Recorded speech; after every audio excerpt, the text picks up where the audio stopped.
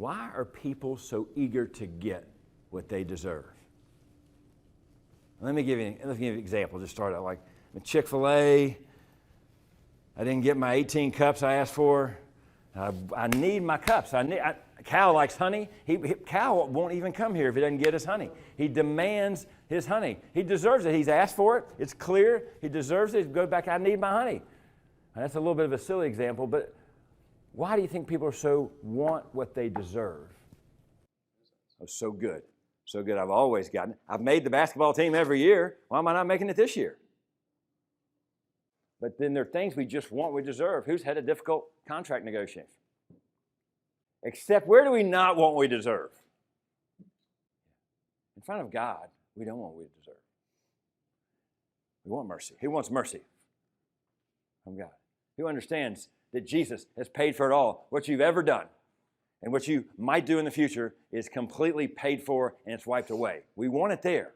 The most significant thing about us is what? That you're a child of God. That you are a child of God. You were chosen as a child of God when? Before the foundation of the world. He's mine, and I'm using his biggest mistakes and his best offerings. I'm using everything to bring him to myself. That's what God says. Everything to bring him to himself. So we don't, in the most significant thing about us, we don't want what we deserve. Yes? Yes. And yet, we kind of want it everywhere else. If I get 2 less ketchups for my fries, I really want the other 2 ketchups. I paid for them, right? And wait a minute. If the client doesn't pay the organization, you might not get paid. Oh, yeah. Okay. Who else is on commission of some type or bonus structure? Yeah. Who wants to get paid for the work they did? Now, this is an old, wise person. He's not so, let's say OLE, kind of like he's old person. Once told me this. He may watch this.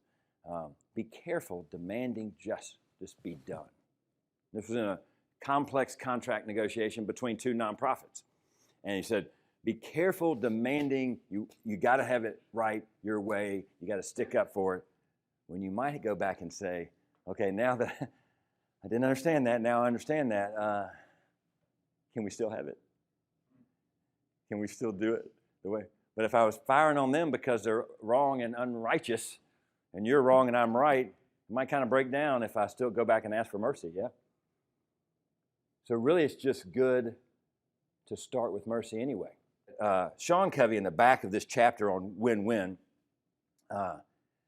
said this, like he's amazed, he's never been sorry he asked, what do you want from this? Enough. It's like if you start to understand what the other party wants, it might not be as crazy as you thought.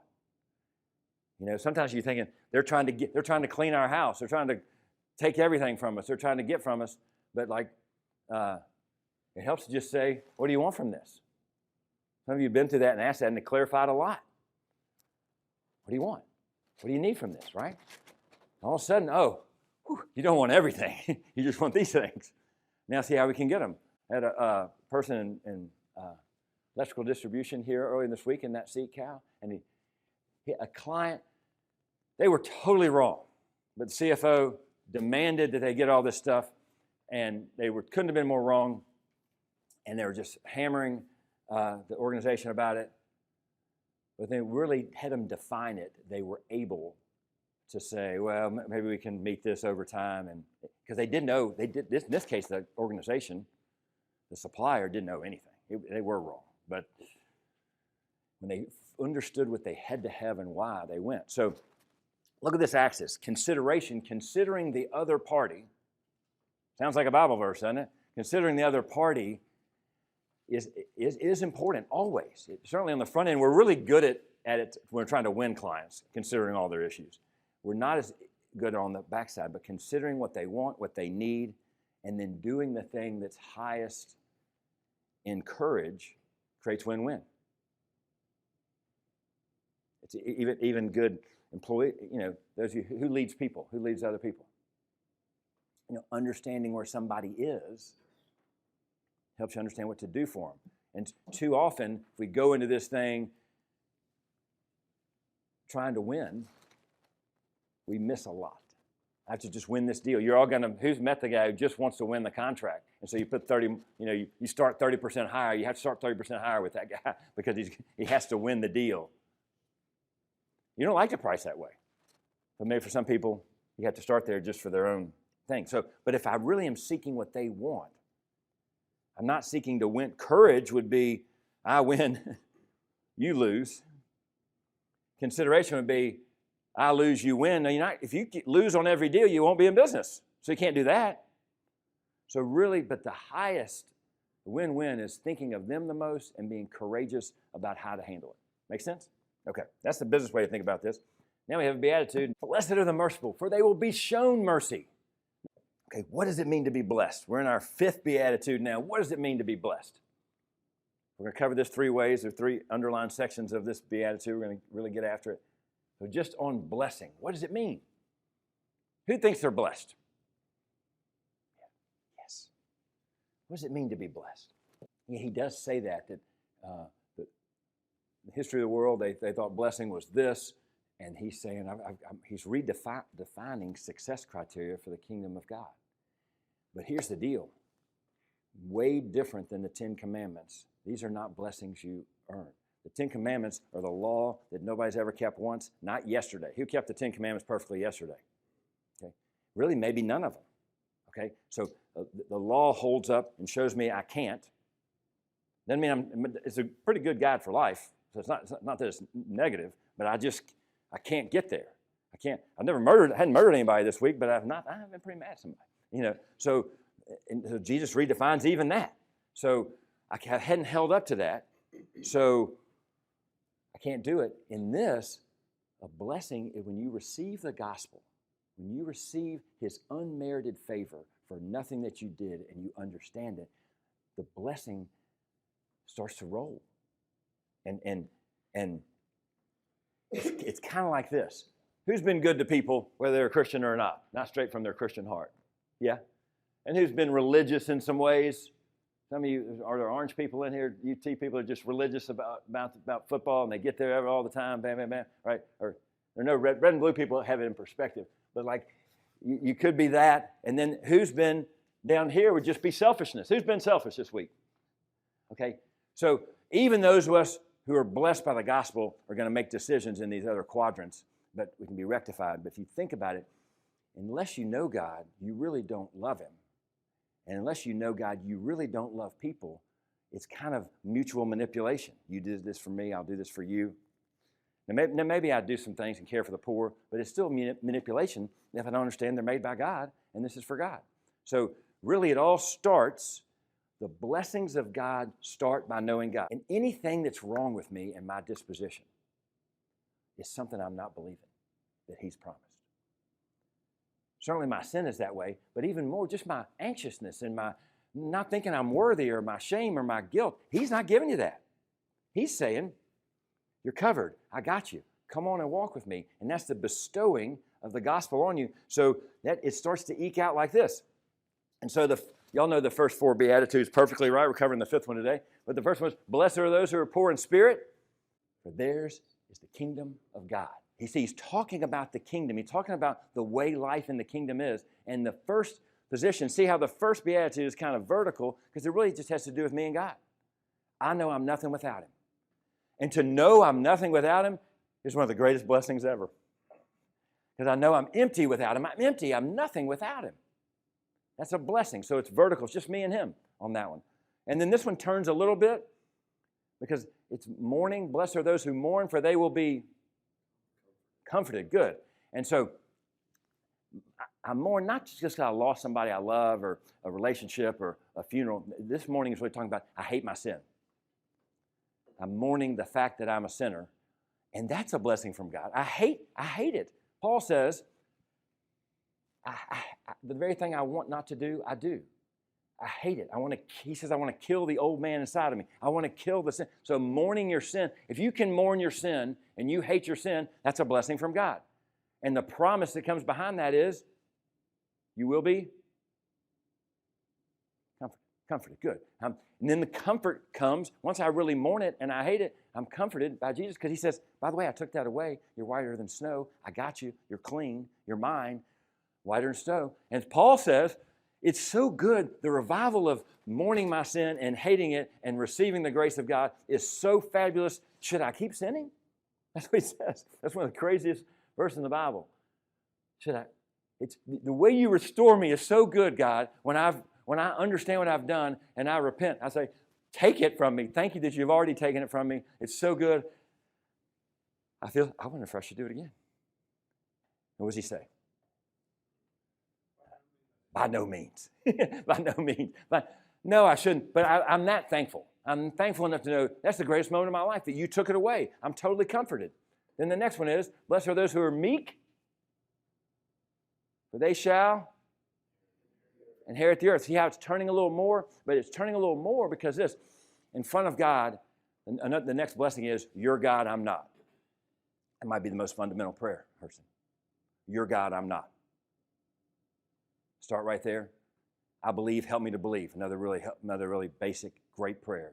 You're God, I'm not. So I fear him and awe and wonder and worship and like, wow, God. And then I know I'm not. I can't rule over somebody else when I know somebody else when God rules over me. So see how it starts to turn to others.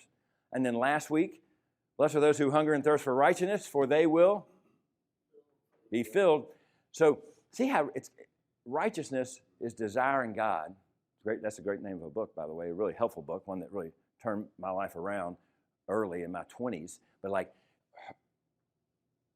desiring to be righteous, desiring to be with him, desiring to be right, desiring to know I'm right is with him. But then it really turns to also, well, then I get to walk with him. And I get to do the very same work he does. He says, if you believe in me, do the very same work. If you go and do likewise. Bless others, love others as I've loved you. So when I'm righteous, then I have this, it's not just in thought and action and, oh, great quiet time, this was wonderful. No, it's like, go do it. And then I can't really love Hurston, as difficult as he is to love, without relying on God.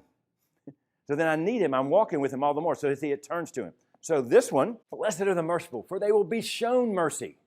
Turns even more.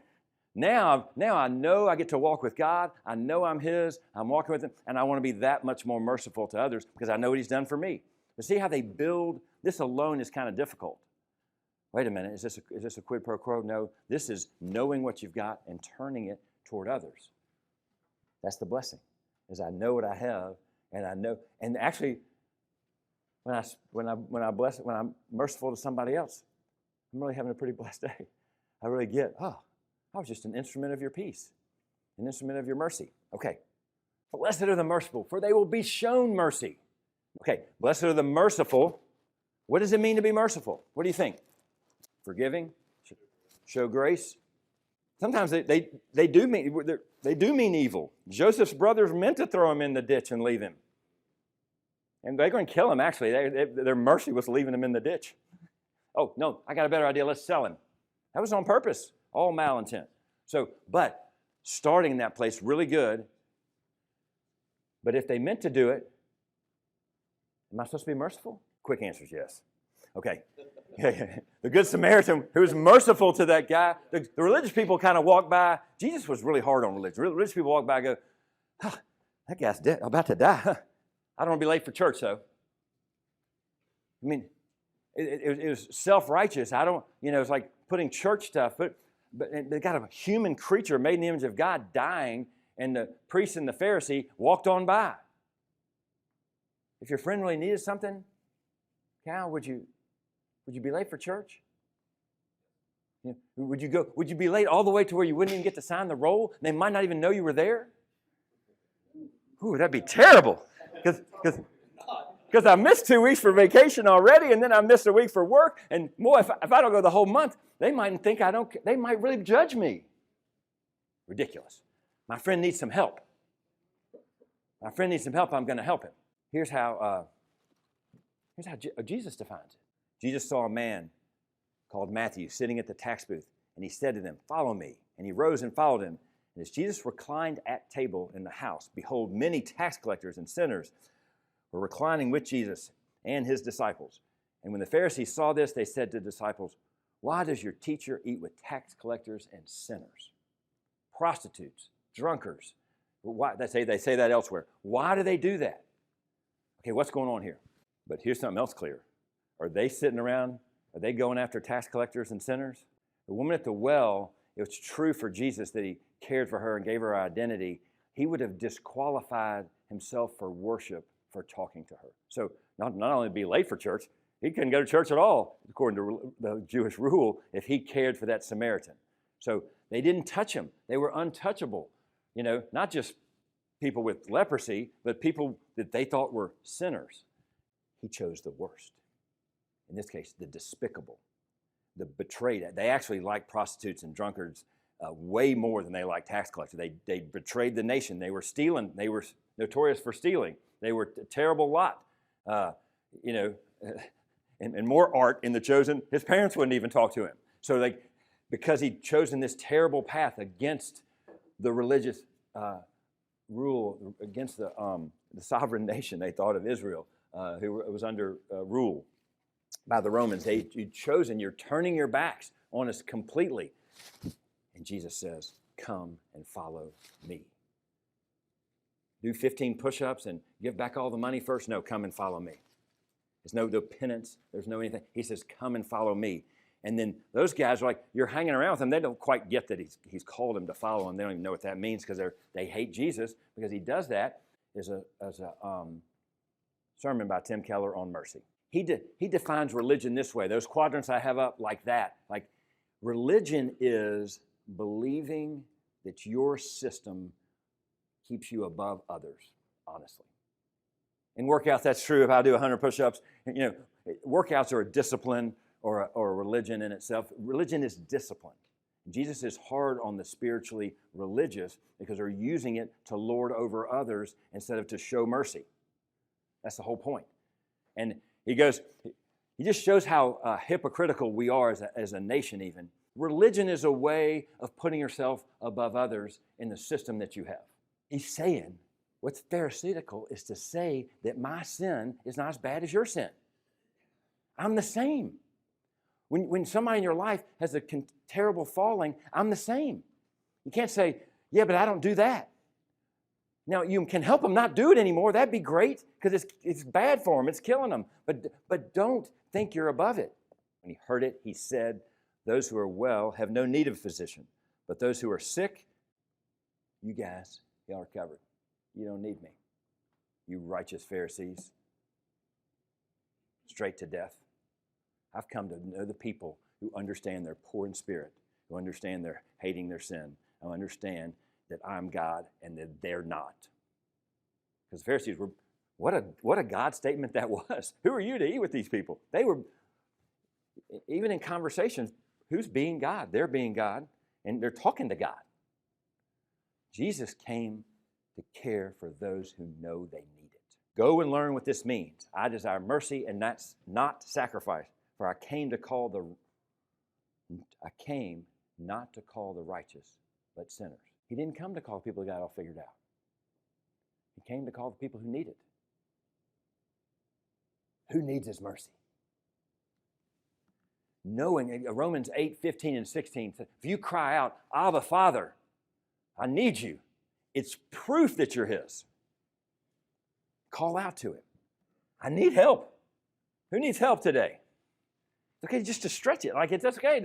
That's a good admission. About 18 times a day it helps me. Hilarious. Look, don't pass over this. Go and learn what this means. Learn what it means. He doesn't say that stuff very often. Learn what it means that I desire mercy, not sacrifice. Because what would sacrifice be? It's religion. You can pay it off. If I do this many of these, if I turn in 18 pigeons and 4 bulls, I got that thing covered. I'm good. I can pay it off. I don't want sacrifice. David, in his highest sin, when he was supposed to be at war and said, hey, I got a queen kingdom here, and she can be part of my kingdom, and I think I'll have her, and then covered it up and killed a whole bunch of people so he could kill the husband. And God says, and what does he say to God? This is a really great prayer too. I've sinned against you and you only. And he goes on to say, create in me a clean heart. Take away Clean me as pure, and I'll be white as snow. Return to me the joy of my salvation, and I'll teach sinners your ways. What David did, he'd been teaching sinners the ways all along. So even that sin was used ultimately to glorify God and say, hey, there's a problem, but now I'm going to teach others. That's what it means to be humble in front of him. So he doesn't want sacrifices. He doesn't want you to say 18 prayers and go down to the homeless shelter to pay him off. You might need to say 18 prayers, and you might need to every now and then care for others. Your heart will change to that, but it's not a payoff. You can't pay him off. He's already done it. It's finished. You can't. He's paid off what I haven't even done yet. So how can I have to pay him off to move forward, okay? So then, if that's the truth, Lloyd Jones says, so how can I say when a person's transgressed against me, very well, here comes my opportunity. That guy's been writing bad emails about me for the last 3 years. He's really hard to deal with. And now I got him. He said, not that. That's the antithesis of being merciful. The person's now in your power. Who's going to sometimes have power over some people who've done some goofy stuff? Don't have a vindictive spirit. This is not your opportunity. At First Horizon, they used to say, that guy keeps a file on people in case he ever needs it. And maybe one time I have a famous story. I think he used a file to get something done. But they think that's what you have to do. Instead, you have a spirit of pity and sorrow. I hate that he's going through that. I'm not a bit better. I might not have done that exact thing before, but I'm no better than him. When your enemies are in distress, pray for your enemies. Or again, can we describe it as inward sympathy that acts in relation to sorrows and sufferings of others? That's mercy. Inward sympathy that acts in relation, that goes and does something, not just that acts in relation to the suffering of others. I think this is the best definition. Mercy is compassion that moves past sympathy and empathy. I really get you. I really get how bad you are. No, not just that. But to help someone get what they need, whether they deserve it or not. So you're right, not motives, Taylor, right? But also, it's not about what they deserve. I don't get to go, how much they deserve of my time. No. It's whether they deserve it or not. If I deeply see their need, and you can't go be empathetic and deeply see 20 people's need today, but you might can too. Maybe 2 people you can deeply see their need and act to help them. But probably the 20th best basketball player for the 12-person team, the mom was positive he deserved to be on the team. If he's the 20th or 30th best basketball player in the blank grade, should he be on the team or not? No. In fact, the sooner I understood I was not going to be an NBA athlete, the more merciful it was. That wasn't going to be my way forward, William. And NBA was not my way forward. So the sooner I understand that, that's actually merciful. To your point, that's not good. Oh, and he doesn't even need to play, just put him on the team. And then what's she going to say in January? Why doesn't he ever play? He practiced as hard as anybody. So it's just going to create, doing a deal that doesn't fit in business today is not going to help it fit later. He doesn't need to be on the basketball team. He offers nothing, and the other people do something. And by the way, some of those people make the team 10 years later, 6 years later, but not because they were given everything. Okay. So I'm saying spew mercy. That's what we're called to do. You've received, who's get that they've received it? One more, last hand raise of the day, maybe. They've received mercy more than you can think or imagine, more than you deserve. God's working in your life more than you can think or imagine. So he says, in return, spew mercy all over everybody. Blessed are the merciful, for they will be shown mercy. Now, wait a minute. I thought this wasn't a quid pro quo deserve thing. What's he saying, you think? The Lord's Prayer is sort of the same. Forgive us our trespasses and as we forgive the trespasses of others. Forgive us our debts as we forgive the debts of others.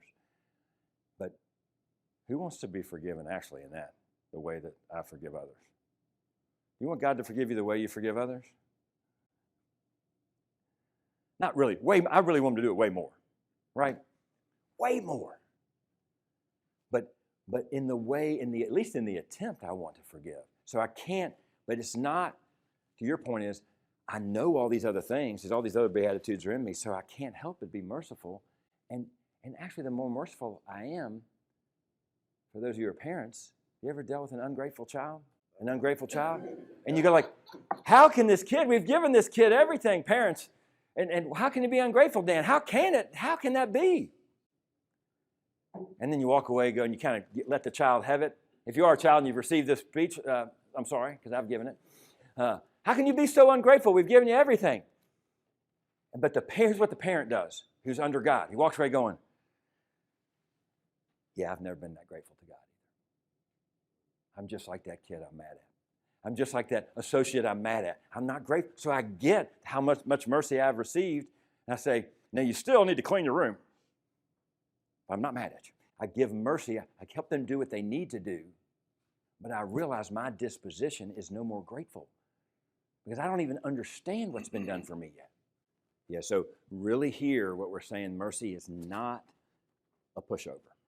But it's not actually merciful to let you be wrong and keep letting you be wrong all the time.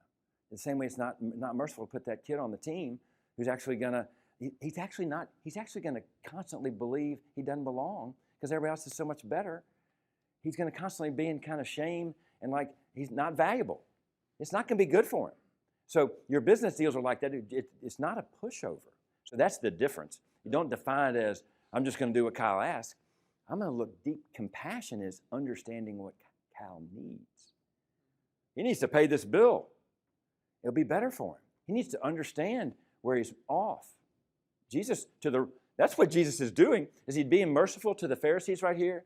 When he says you're a bunch of stinkers, he later says you're sons of the devil. He's telling them the most compassionate thing he can tell them to write them back. His master replied, well done, good and faithful servant. You've been faithful with a few things.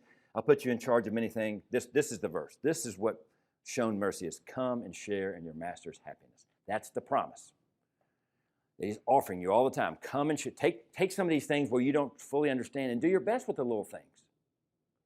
And you'll share in your master's happiness. That's the invitation. That's the promise. That's what you're being offered. And so that's full mercy, is that right there. Spew mercy. But, okay, this one I want to have one good objection to this, and I'm stacked with verses to handle it, okay? I'll let y'all vote on whatever you want. Isn't it best to hold him accountable? Why should I give that guy mercy? Who said that before in some way? Not exact word. Okay, let's hold him accountable because I've always been held perfectly accountable. No. Okay, but I drove without a license for 3 years. And that's not the worst of it. But what if they did the wrong thing on purpose? They meant to do it. They meant to hurt me. What if they did that? Who thinks that may not should show mercy? Or who thinks they have to apologize or say they're wrong? I'm not showing mercy till they admit they're wrong. Who said that before? Paul had this friend. His name was Onesimus. He ran away from a guy named Philemon. He was a slave. He was a slave to a guy named Philemon. And Philemon was the head of the house church in Colossae. The letter to Colossians and the letter to Philemon are actually delivered at the same time by the same slave and some friends.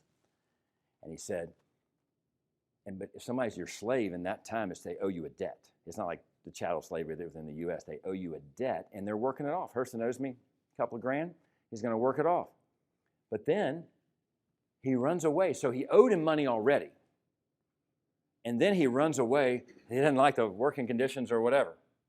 Or maybe he just doesn't want to do it. He runs away, but he ends up with Paul in Rome in prison, and Paul's ministering to him somehow. Paul's under house arrest, but he somehow meets Onesimus, and he's ministering to him. And Onesimus becomes a believer.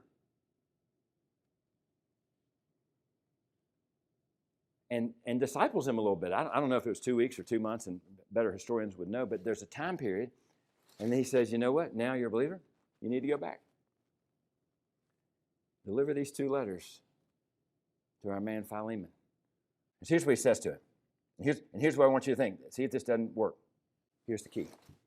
Perhaps, Philemon, he was separated from you for a little while that you might have him back forever. No longer as a slave, but better than a slave, a dear brother. I get that he owes you. I get that he ran away as a slave. I'm not saying those things are right. But I'm saying now he's a brother in Christ. Philemon probably doesn't buy that yet, honestly. How could a brother in Christ steal from me? And then steal from me again, basically. See, so that's the key. Then everybody you work with today is not a believer, okay?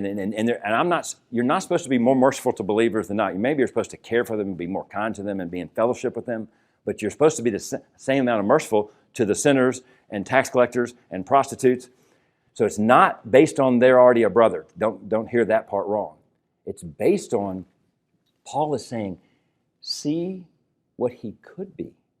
See this child of God the way I see him, the way God sees him, and see the person that you're mad at for who they could be. So I may not understand mercy right. I'm just going to do my best. Romans 12:2 will cover that. I'm going to test and see if this works. I'm going to test and see if this is the will of God to care for them this way. But see them for who they can be. People have not paid you right. People have not paid their contracts. See them for who they can be. I might not should work here anymore, but how do I bless them on the way out? See them for who they can be. What's the most consideration and the most compassion here? Who can they be? Isn't it Paul? Greatest salesman ever. He's a very dear brother to me, but even dear to you, both as a fellow man, as a brother in the Lord. So he gives him a future statement. Now this guy's mad at him. He stole from him, and then he ran away. Or he owes him, and then he ran away is a better way to say it. But he's going to be a dear brother to you. Think about the potential of y'all leading the church at Colossae together. I'm telling you, he's going to be great. By the way, if you'd consider him as a partner, welcome him as you welcome me. And by the way, if he's done anything wrong, here's a key to mercy too. If he owes you anything, charge it to me. If you're going to be merciful to somebody, it's going to cost you something. What's it going to cost you? Real quick. Pride. That probably is the best answer. First, it's just going to say, I'm letting you off the hook. Because I've been saying, I'm right. You owe me. And now I'm going to say, can we work this out? We're not just saying everything, but can we work this out?